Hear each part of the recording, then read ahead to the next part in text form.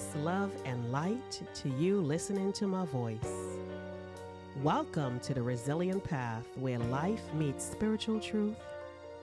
I am Franny, and this voice-led series is for the bold, the broken, and the becoming. On this path, we turn struggle into strength, pain into purpose, wounds into wisdom, tears into testimony, and confusion into clarity. We walk in truth, we speak with love, and we acknowledge, honor, and serve the Spirit of God. After the knowledge, the curse of choice. Today's message, Part 5, Babble and Babel. After the flood, after the covenant, after the curse, mankind began to multiply. Not with humility, but instead prideful. United in language, but not in spirit.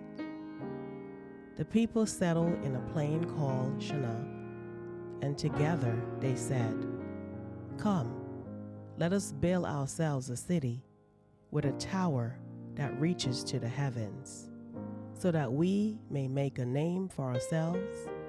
Otherwise, we will be scattered over the face of the whole earth." Genesis 11, verse 4. Not let us honor God, not let us walk in obedience, but let us elevate ourselves. The Tower of Babel was about arrogance, self-interest, self-sufficiency. The people were not trying to reach God. They were trying to replace Him. Trying to build a kingdom without a king, a name without submission, a structure without acknowledging God's authority. God saw it. He saw their unity that was not holy. It was defiant.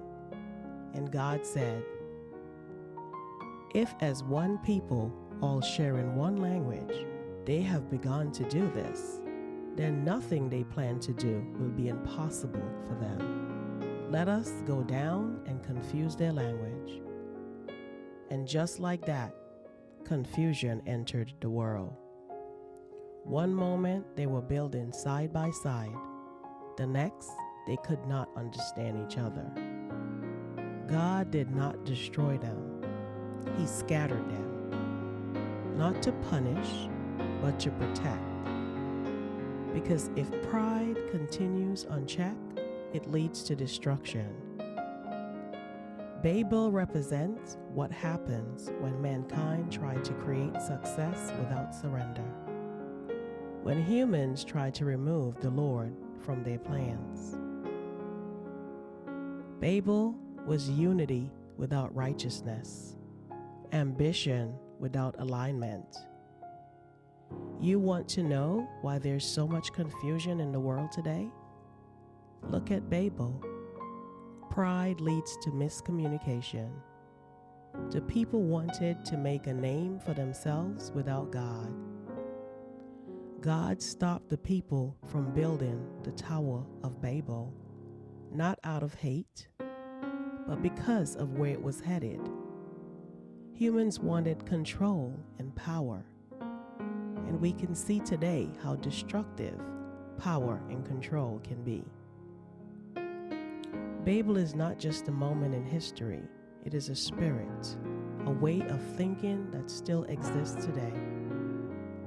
When people build churches to be seen, when they preach to be praised, when they seek platforms instead of purpose, that is Babel. And oftentimes, confusion follows. So here's the warning. Be careful what you build. Be careful what name you're trying to make. Because anything built on ego will eventually fall. But here's the hope. When God is the builder, there is peace, purpose, and power. Worship God in spirit and in truth. Trust in the Lord with all your heart and lean not on your own understanding. In all your ways, submit to him, and he will make your paths straight. Proverbs 3:5-6. What God's built will never fall. Unless the Lord builds the house, the builders labor in vain. Unless the Lord watches over the city, the guards stand watch in vain. Psalms 127, verse 1. Once again, this is the Resilient Path with friend E. May your spirit stay strong, your mind stay clear, and your heart stay open. Peace, light, and love.